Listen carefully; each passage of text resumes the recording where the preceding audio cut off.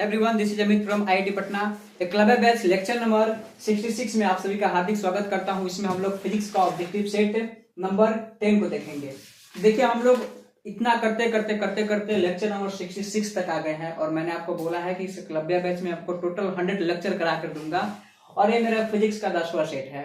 तो केमिस्ट्री में भी मैंने आपको 11 सेट कराया है और फिजिक्स में मैंने आपको ये 10वां सेट दे रहा हूं। इसके बाद जितने भी मैथ फिजिक्स के सेट्स हैं आप उसको बार बार देखिए, अच्छा खासा रिवीजन हो जाएगा और मैं दावे के साथ कह सकता हूं कि अगर आप ये 10 सेट कर लेते हैं तो ऑब्जेक्टिव क्वेश्चन यहीं से आएगा। तो चलिए स्टार्ट करते हैं। तो होप सो आप ओएमआर लेकर के बैठ गए होंगे और देखिए कि 70 में से 35 क्वेश्चन सही होता है कि नहीं। ठीक, तो ये न्यू पैटर्न का ही क्वेश्चन है।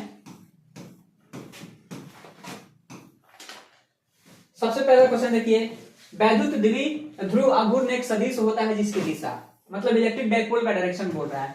तो इलेक्ट्रिक डाइपोल देखिए -q है और यहाँ पे +q है। ठीक, इसके बीच में कोई पॉइंट O होता है, यहाँ पे L और L। तो जो P वेक्टर होता है यानी कि जो डाइपोल मोमेंट होता है वो हमेशा माइनस से +q होता है और इस P का वैल्यू होता है q × 12। ठीक, तो ऋण से धनावेश की ओर, ऑप्शन डी करेक्ट हो जाएगा। नेक्स्ट, विद्युत क्षेत्र की तीव्रता का मात्रक क्या होता है? न्यूटन बटा कूलाम होता है। तो इसका आंसर हो जाएगा ऑप्शन ए करेक्ट हो जाएगा, न्यूटन अपॉन कूलाम। अगला क्वेश्चन, एक कूलाम आवेश में इलेक्ट्रॉनों की संख्या कितनी होती है? बहुत ही पॉपुलर क्वेश्चन है। देखिए, क्वांटाइजेशन ऑफ चार्ज में Q बराबर फॉर्मूला होता है Ne। तो Q का मतलब होता है चार्ज, N का मतलब होता है नंबर ऑफ इलेक्ट्रॉन और E का मतलब होता है फंडामेंटल चार्ज। तो Q के बदले में रख देंगे 1 बराबर N इंटू और E के बदले में 1.6 गुने 10 के पावर -19। तो N बराबर हो जाएगा 1 अपॉन 1.6 इंटू 10 के पावर -19 और इसको कैलकुलेट कीजिएगा तो 6.25 गुने 10 के पावर 18 आएगा, यानी कि ऑप्शन बी करेक्ट हो जाएगा। ठीक है, किसी वैद्युतरोधी माध्यम का परावैद्युतांक का मान क्या होता है, यानी कि the permittivity of any electric insulator.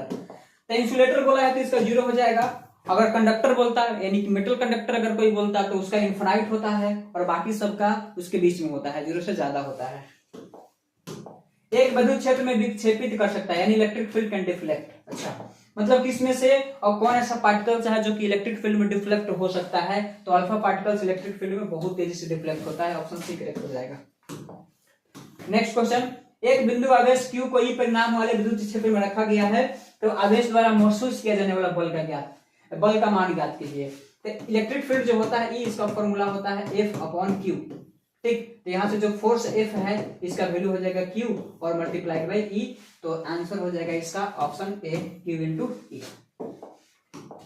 ठीक है, नेक्स्ट क्वेश्चन, L भुजा के घन के केंद्र बिंदु पर एक आवेश +Q रखा गया है, घन के तल से निर्गत वैद्युत फ्लक्स क्या होगा? तो अगर पूरा का पूरा सरफेस देखा जाए तो पूरा सरफेस के लिए वैद्युत फ्लक्स का मान होगा Q/ε0। और चूंकि किसी एक सरफेस किसी एक फेस से बोला है तो घन के पास टोटल 6 फलक होते हैं, तो उससे एक फलक में कितना होगा? तो टोटल फ्लक्स का 6 गुना हो जाएगा, यानी कि Q/6 × ε0, जो कि ऑप्शन बी करेक्ट हो जाएगा। ठीक है, नेक्स्ट क्वेश्चन, एक गोलीय चालक की धारिता 1 माइक्रोफैराड है तो उसका त्रिज्या का मान कितना होगा? देखिए, फॉर्मूला होता है C बराबर 4πε0 × R। अब 1 माइक्रोफैराड है तो यानी कि 10 के पावर -6 फैराड हो जाएगा। अब 1/4πε0 के बदले में रखेंगे 1/k और k का मान होता है 9 × 10 के पावर 9 और इंटू में हो जाएगा R। तो R बराबर हो जाएगा 9 × 10 के पावर 9 में -6 ऐड करेंगे तो 3 और ये जो रेडियस आएगा मीटर में, यानी कि ये हो गया 9 किलोमीटर। सो यहाँ से ऑप्शन सी करेक्ट हो जाएगा।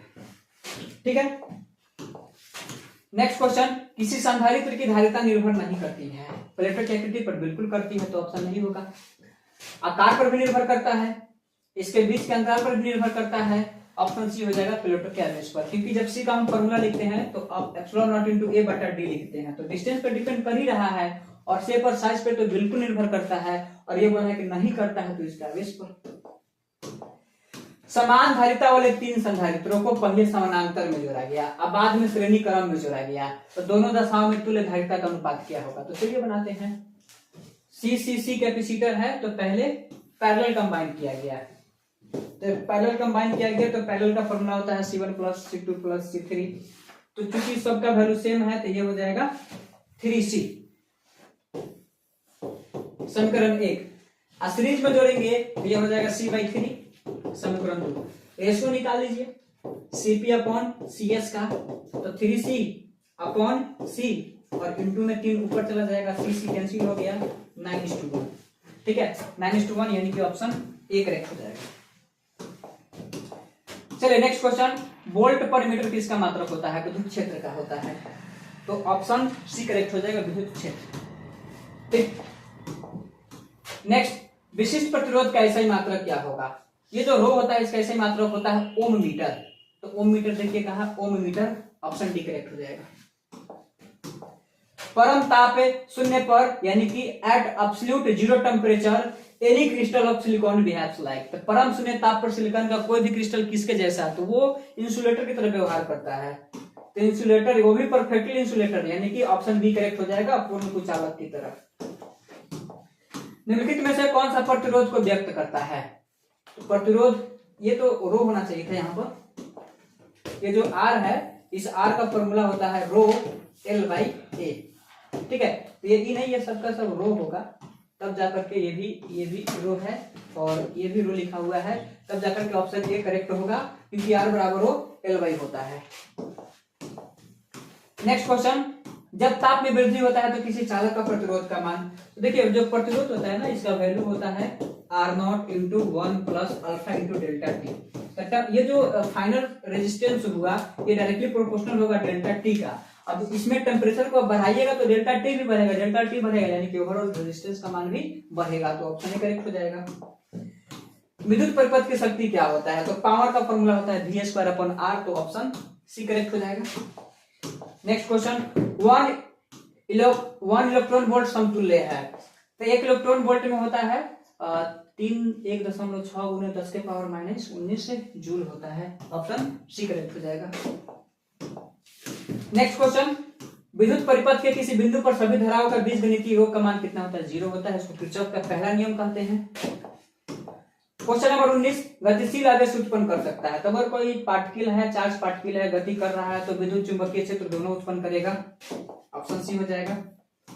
नेक्स्ट, अब देखिए, अब ये बड़ा ही इंपॉर्टेंट क्वेश्चन है, इसका एसआई मात्रक क्या होगा? μ0 अपॉन एप्सिलॉन नॉट का। ठीक है, तो μ0 को परमेबिलिटी बोलते हैं, इसका एसआई मात्रक होता है 4 pi into 10⁻⁻7 Newton upon ampere square. ठीक है, या इसको हेनरी पर मीटर भी कहते हैं, सेम चीज को हेनरी पर मीटर भी कहा जाता है। एप्सिलॉन नॉट है, इसका मान होता है 8.85 × 10⁻⁻12 coulomb square upon newton metre square. ठीक है, अब चूंकि ये जो μ0 है अपॉन में एप्सिलॉन नॉट है, इस पे स्क्वायर रूट है और इसका यूनिट बताना है, क्या होगा? तो देखिए हेनरी पर मीटर से लेकर के चलते हैं, हेनरी पर मीटर, क्योंकि ऑप्शन में हेनरी भी है।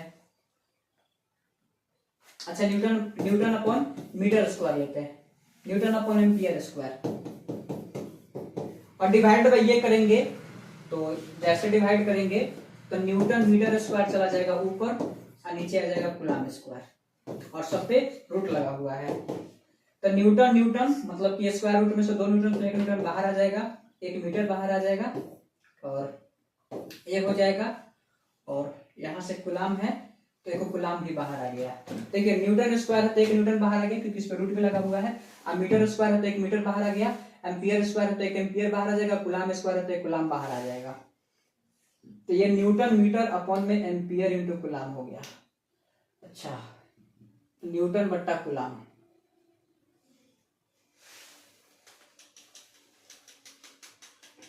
न्यूटन बट्टा कूलम तो नहीं होगा, ओम भी नहीं होगा, बिल्कुल नहीं होगा, ओम तो दूसरा चीज होता है, क्योंकि ओम जो होता है आर, इसका मान होता है V अपॉन आई के बराबर, और V बराबर होता है W बट्टा Q के बराबर, और W का हो जाएगा जूल बट्टा कूलम, और जूल का होता है न्यूटन मीटर बटा कूलाम।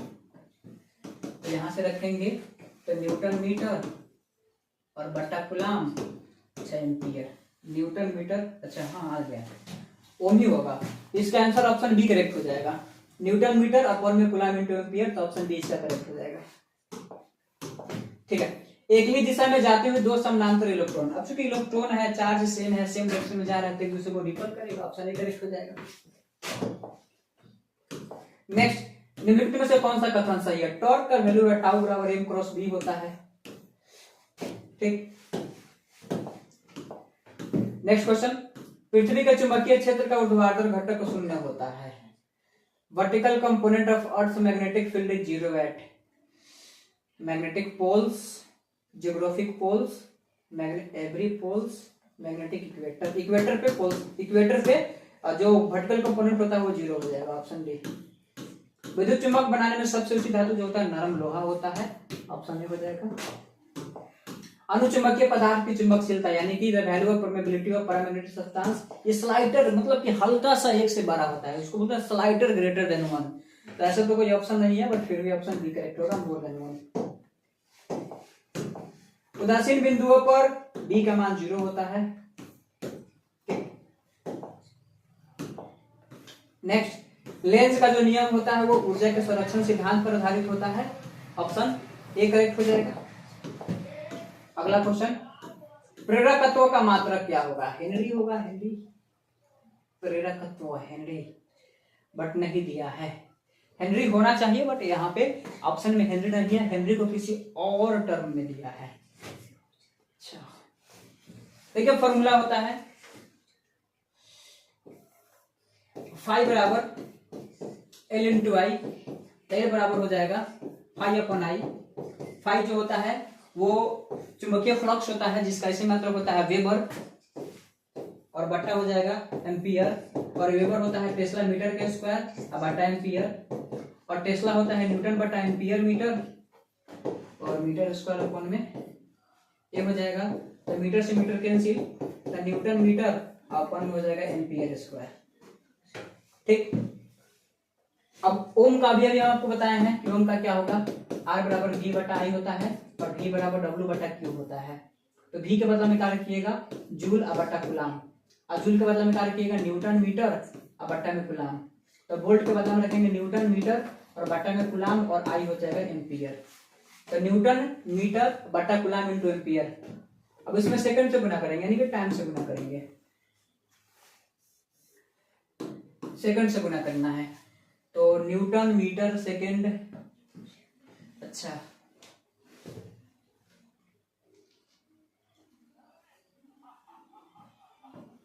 अच्छा यहां से फिर देखिएगा, न्यूटन मीटर हो गया, ये सेकंड हो गया, और कूलाम का बदला, कूलाम का क्या हो जाएगा, C बराबर होता है 80, यानी कि कूलाम का डायमेंशन 80 होगा, तो एम्पियर और सेकंड और इनटू में एम्पियर, सेकंड सेकंड कट गया, तो न्यूटन मीटर अपॉन में एम्पियर का स्क्वायर हो जाएगा। ठीक है, बट ये नहीं चाहिए, हमें क्या चाहिए, न्यूटन मीटर, अच्छा newton metre upon ampere square, newton metre upon ampere square. ठीक है, और इसी को क्या कहते हैं, हेनरी कहते हैं। सही तो है, हो जाएगा। ओम सेकंड, ये तो ऑप्शन ए से ही पता चल गया, बहुत जल्दी पता चल गया, ऑप्शन ए से ही यही हेनरी होता है, क्योंकि हमने एल बराबर फाई बटा आई लिखा है, तो वो एल का मतलब प्रेरकत्व जिसका ऐसे मात्रक हेनरी होता है, उसी को हमने तोड़ तोड़ कर इतना लाया है। सही है, तो ऑप्शन ए करेक्ट हो जाएगा। एल बटा आर का विमा निम्नलिखित में से किसकी बीमा के बराबर है? अच्छा, dimension L upon R is equal to dimension of which of the following. तो एल का मतलब होता है प्रेरकत्व, ठीक है, और अभी अभी आपको बताया है ये जो एल है इसका unit newton metre upon ampere square होता है। ठीक, जो हेनरी है प्रेरकत्व जिसको बोलते हैं, यही क्या होता है, हेनरी होता है इसका। आर का मतलब होता है प्रतिरोध, और इसका आएगा न्यूटन मीटर अपॉन में एम्पियर इंटू में कूलाम। तो एल बटा आर है, तो पहले एल का रखेंगे न्यूटन मीटर अपॉन में एम्पियर स्क्वायर, और इसमें एसी चला जाएगा ऊपर, ए का मतलब एम्पियर, सी का मतलब कूलाम, बट्टा में न्यूटन मीटर, तो न्यूटन मीटर कट गया तो आएगा कूलाम बट्टा एम्पियर। अब कूलाम बट्टा जो एम्पियर होता है तो कूलाम के बदला में लिखते हैं ए इंटू टी अपॉन ए, तो ए कट जाएगा, तो ये टाइम का इनवर्स यानी कि सेकंड इनवर्स आ जाएगा। अब देखते हैं कौन सा ऑप्शन सही है। और सी का मतलब होता है कैपेसिटर है, और कैपेसिटर का ऐसा यूनिट फराड होता है, तो प्रति सेकंड लाना है, प्रति सेकंड। अच्छा चलिए कोई नहीं, एल का तो जानते हैं ना, न्यूटन मीटर अपॉन में एम्पियर का स्क्वायर। सी का भी निकाल लेते हैं, सी बराबर फॉर्मूला होता है क्यू बटा भी, ठीक है। तो सी बराबर क्यू बटा भी हो जाएगा, तो कूलाम का हो जाएगा 80 अपॉन, और बी का फॉर्मूला पता होगा, बी बराबर होता है डब्ल्यू बटा क्यू, ठीक है। तो डब्ल्यू बटा क्यू में डब्ल्यू का हो जाएगा न्यूटन मीटर, जूल है तो जूल के लिए हो जाएगा न्यूटन मीटर, ठीक। और न्यूटन मीटर के अपॉन में हो जाएगा, क्योंकि क्यू भी है, चार्ज भी है,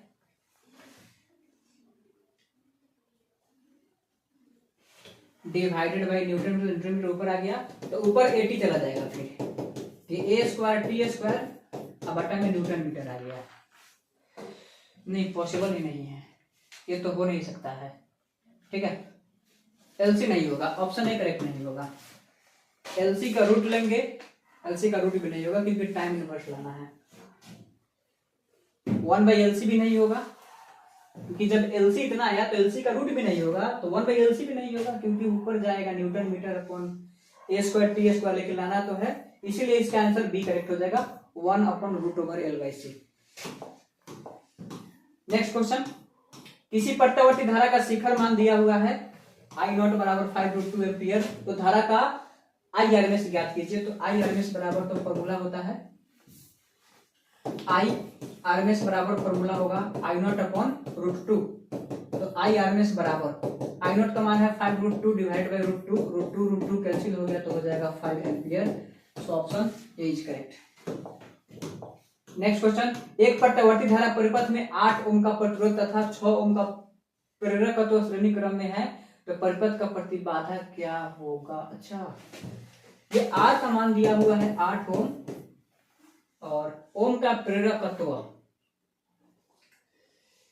यानी कि ये एक्सेल का मान दिया हुआ है 6 ओम, मतलब ये एलआर सर्किट है, ठीक है, ये एलआर सर्किट है। अब एलआर सर्किट का प्रतिबाधा पूछा है, तो जेड का फॉर्मूला क्या हो जाएगा एलआर सर्किट के लिए, क्या होता है फॉर्मूला, इसमें तो आर स्क्वायर हो जाएगा, और एक्स एल का वैल्यू तो इसमें डायरेक्ट दिया हुआ है 6, तो एक्सएल का स्क्वायर कर देंगे, तो आर का स्क्वायर 8 का स्क्वायर 64, 6 का स्क्वायर 36, तो ये हो जाएगा 100, और 100 का वर्गमूल हो जाएगा 10, यानी कि ऑप्शन बी करेक्ट हो जाएगा, ठीक। नेक्स्ट क्वेश्चन, तप्त तार आम मीटर तथा तप्त तार वोल्ट मीटर दोनों का कार्य सिद्धांत धारा के किस सिद्धांत पर प्रभाव पड़ता है। हीटिंग इफेक्ट यानी कि उसमें प्रभाव, ऑप्शन सी करेक्ट हो जाएगा, ठीक है। विशुद्ध प्रकृतीय परिपथ में शक्ति गुणांक का मान 0 होता है, ऑप्शन ए, ठीक। किसी ट्रांसफार्मर में क्या संभव नहीं है, ट्रांसफार्मर में डीसी करंट संभव नहीं है, बाकी भंवर धारा प्रत्यावर्ती धारा सब संभव है, डीसी नहीं है बस। एलआर परिपथ का शक्ति गुणांक भी ऊपर आया है, √R² ओमेगा स्क्वायर स्क्वायर। निम्नलिखित में से कौन सी तरंग वैद्युत चुंबकीय नहीं है। अच्छा, विच of the following waves is not electromagnetic wave, alpha gamma x infrared. Alpha gamma तो है ही, एक्स भी है, इंफ्रारेड भी है, अल्फा नहीं है, तो ऑप्शन ए करेक्ट हो जाएगा। नेक्स्ट क्वेश्चन, सबसे अधिक आवृत्ति की तरंग क्या होती है। इसके लिए ना एक न्यूमेरिक होता है, याद रखिएगा, क्लासिकल गाड़ी एक्स यू भी इन माई रेंज, ठीक है। क्लासिकल में सी का मतलब होता है कॉस्मिक रेज, गाड़ी में जी का मतलब हो जाएगा गामा रेज, एक्स का मतलब हो जाएगा एक्स रेज, और यू का मतलब हो जाएगा यूवी रेज, यूवी यानी कि अल्ट्रा वायोलेट। वी का मतलब हो जाएगा विजिबल, दृश्य। और इन का मतलब हो जाएगा इंफ्रारेड। माई का मतलब हो जाएगा माइक्रोवेव्स। और आर का मतलब हो जाएगा रेडियो वेव्स। अब जब आइएगा लेफ्ट टू राइट तो इसका वेवलेंथ का वैल्यू बढ़ते जाता है, ठीक है।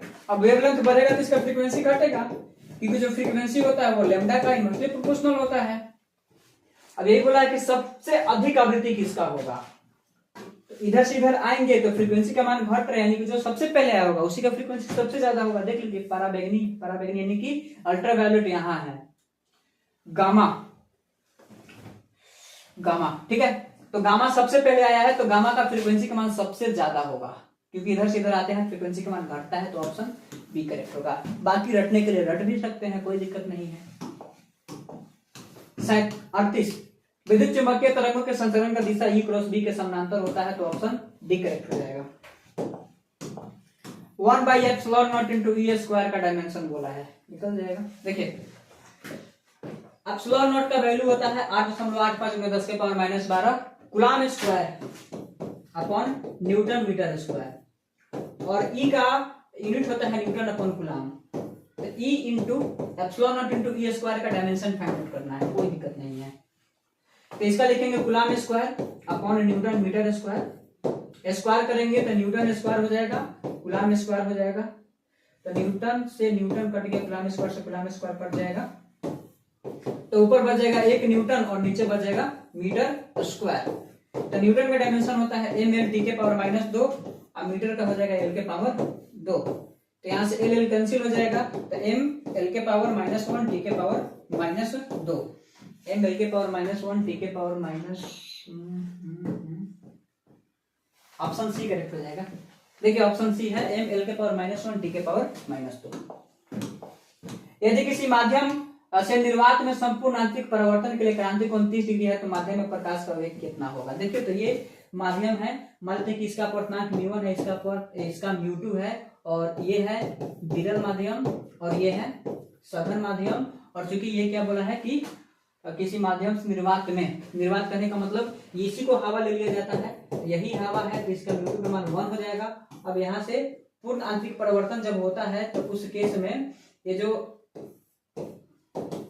जो डेल सी एंगल बनता है जिसको क्रांतिक कोण कहते हैं, इसका फॉर्मूला होता है डेल सी बराबर साइन इनवर्स μ2 अपॉन μ1। तो यहां से यानी कि हम कह सकते हैं कि साइन डेल सी बराबर और μ2 अपॉन μ1। तो साइन और डेल सी यानी कि 30 डिग्री बराबर μ2 जिसका अपवर्तनांक का मान कितना है 1, और माध्यम का अपवर्तनांक कितना मान लेते हैं μ, यानी कि साइन 30 का मान 1/2 होगा बराबर 1 अपॉन म्यू। तो यहाँ से म्यू का मान आ जाएगा 2, तो म्यू का मान 2 आया।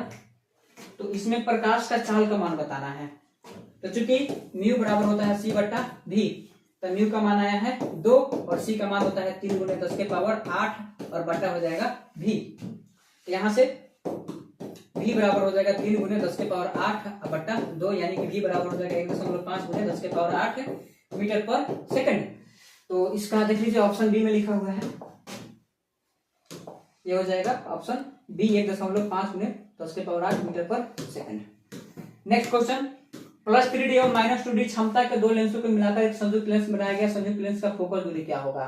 तो फोकस दूरी कितना होगा, 1 मीटर होगा, क्योंकि +3D और -2D को जोड़िएगा तो पावर टोटल कितना हो जाएगा 1D हो जाएगा, और 1D हो गया मतलब 1 मीटर होगा, ऑप्शन सी। नेक्स्ट क्वेश्चन, खगोलीय दूरदर्शी में अंतिम प्रतिबिंब क्या होता है, वर्चुअल एंड इरेक्ट होता है, virtual and erect, option D correct हो जाएगा, ठीक है, virtual and erect. Two light waves of equal amplitude and equal wavelength are superimposed. The amplitude of relative wave is maximum when phase difference between them is π/2।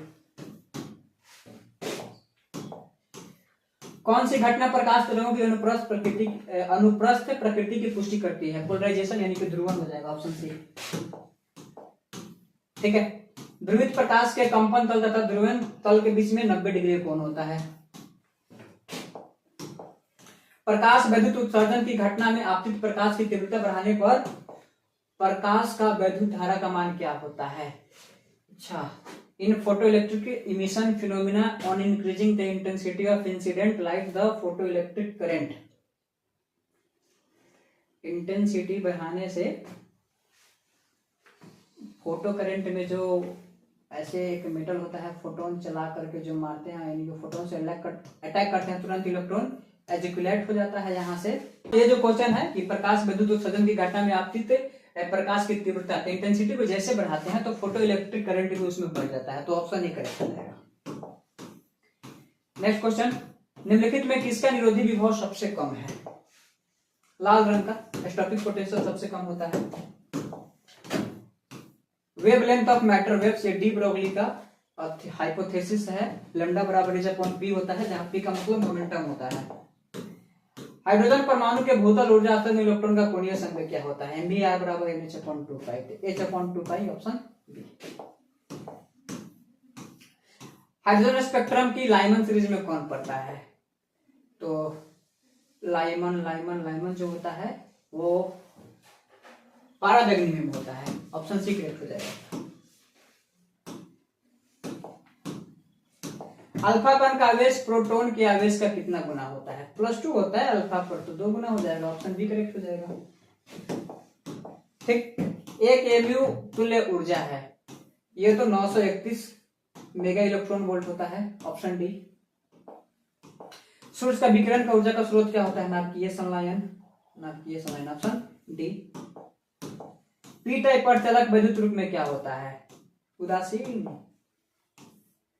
जितने भी हमारे पास semiconductor होते हैं, P type हो, एन टाइप हो, overall क्या होते हैं? न्यूट्रल ही होते हैं।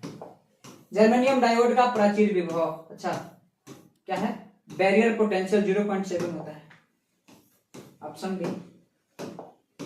आयाम मॉड्यूलेशन सूचकांक का मान 0 से 1 तथा 0 के बीच में होता है।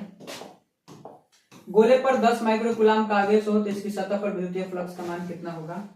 तो फ्लक्स बराबर फॉर्मूला होता है Q/ε0। तो Q का मान दिया है 10 माइक्रोकूलाम, यानी कि 10 × 10⁻⁻6, और ε0 के बदला में लिख सकते हैं 1/4πk। ठीक है, तो ये हो जाएगा 10⁻⁻5 4π और k के बदला में 9 × 10⁻9, के जगह हो जाएगा 36π इंटू 10⁻4, तो 36π 10⁻4 ऑप्शन ए करेक्ट हो जाएगा। ठीक है, स्वप्रेरक तत्व एल तथा कोणीय आवृत्ति ओमेगा का गुणनफल का इकाई क्या होता है? वाह, ओमेगा इंटू एल बराबर होता है एक्सएल, जिसका ऐसे मतलब ओम होगा, ऑप्शन ए करेक्ट होगा। चलिए क्वेश्चन नंबर 59 को देखते हैं। 59 क्या है? एक आवर्धक लेंस, यानी कि कोई मैग्नीफाइंग लेंस है। अच्छा, ये सवाल सूक्ष्मदर्शी का है, जिसका मैग्नीफाइंग पावर का मान 12 डायोप्टर है, इसका आवर्धन क्षमता क्या होगा?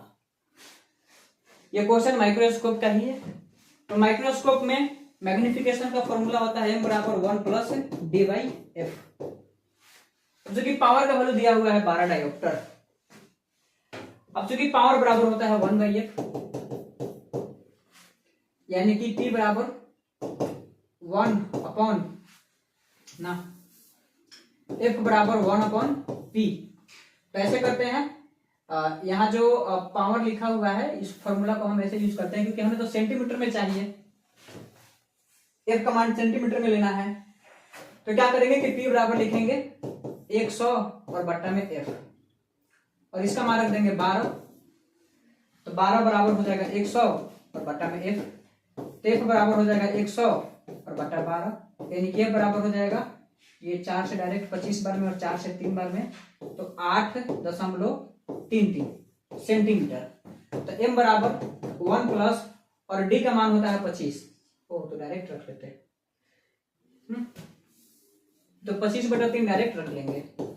d का मान होता है 25 और f का मान यहाँ से आया है 25/3, तो 25 कट जाएगा, 3 चला जाएगा ऊपर, तो 3 हो जाएगा 4, यानी कि ऑप्शन ए करेक्ट हो जाएगा। ठीक है, ब्रूस्टर का नियम म्यू बराबर tan IP होता है, म्यू बराबर tan IP, option A. Next, यदि किसी विभवमापी के तार की लंबाई बढ़ाई जाती है तो संतुलन बिंदु कहां प्राप्त होगा? अधिक लंबाई पर। नंद द्वारक का बुलियन व्यंजक क्या होता है? नंद यानी कि एंड प्लस नॉट, एंड यानी कि गुना और नॉट यानी कि उसके ऊपर बार होना। ऑप्शन सी हो जाएगा। एक समतल तरंग निम्नलिखित में से किसका भाग होता है? यानी कि जो प्लेन वेवलेट होता है ना, वो स्फेरिकल का भी होता है और सिलेंड्रिकल का भी होता है। ऑप्शन सी करेक्ट हो जाएगा, ऑप्शन सी। अब ये सर्किट दिया हुआ है और इसका आउटपुट पूछा है, तो देखिए ये जो सर्किट है ये तो एंड गेट हो गया, तो एंड और ये होता है नॉट का, यानी कि ये सर्किट गेट जो है ये नंद का है, और नंद का क्या हो जाएगा? A इंटू बी, इसके ऊपर लगा देंगे बार, और लेकिन कोई ऑप्शन में है नहीं, तब यहाँ पे हम यूज करेंगे डी मॉर्गन्स लॉ। अब डी मॉर्गन्स लॉ क्या होता है, तो देखिएगा डी मॉर्गन्स लॉ। अब डी मॉर्गन्स यही बोलता है कि अगर ए प्लस बी है, सबके ऊपर बार लगा हुआ है, तो आप क्या कीजिए, इसको गुना में बदल दीजिए और बार को डिस्ट्रीब्यूट कर दीजिए। या अगर ए इंटू बी है और सबके ऊपर बार लगा हुआ है, तो क्या कीजिए कि इसको जोड़ में लिख दीजिए और सबको डिस्ट्रीब्यूट कर दीजिए। तो इसको हम क्या करेंगे कि ए प्लस बी कर देंगे और बार को डिस्ट्रीब्यूट कर देंगे। अब देखिए कोई ऑप्शन है कि नहीं, तो ऑप्शन बी करेक्ट हो जाएगा। ठीक है, ऐसे ही देख करके हम नहीं बोल सकते हैं कि ऑप्शन गलत है, ऑप्शन बी सही होगा इसका। नेक्स्ट क्वेश्चन, अगर प्रकाश का वेग हवा में 3 × 10⁸ मीटर पर सेकंड, जल में 2 × 10⁸ मीटर पर सेकंड है, तो उसका क्रांतिक कोण का मान क्या होना चाहिए? अभी ऊपर बताए हैं। अगर ऐसे मान लेते हैं कि अगर पूर्ण आंतरिक परिवर्तन होता है, ठीक, और ये μ1 है और ये μ2 है, और ये है विरल माध्यम जिसमें c का मान दिया है 3 × 10⁸ मीटर पर सेकंड, तो यहां से μ2 का मान हो जाएगा 1।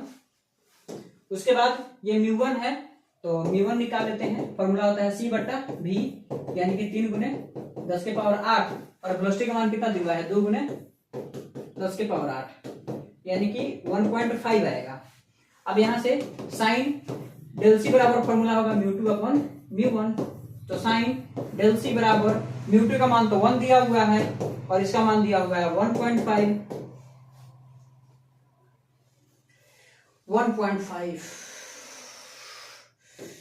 साइन डेल सी बराबर 1.5, यानी कि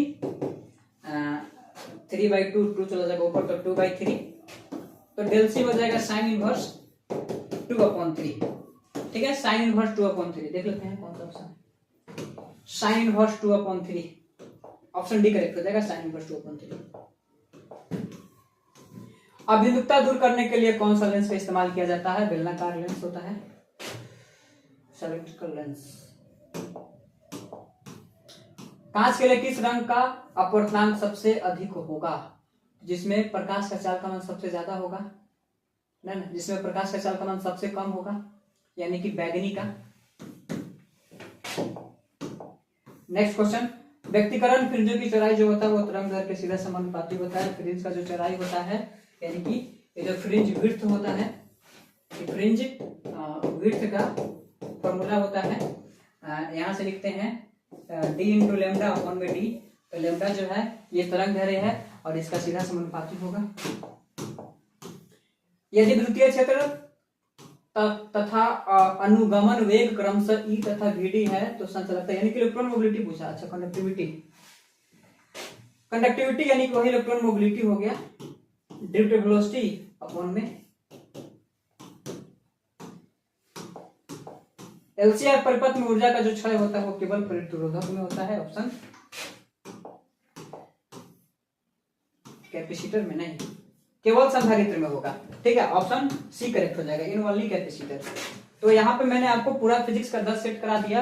होप सो आपको अच्छा लगा होगा। कमेंट में फीडबैक जरूर दीजिएगा। मिलते हैं नेक्स्ट वीडियो में, तब तक ऑल द बेस्ट।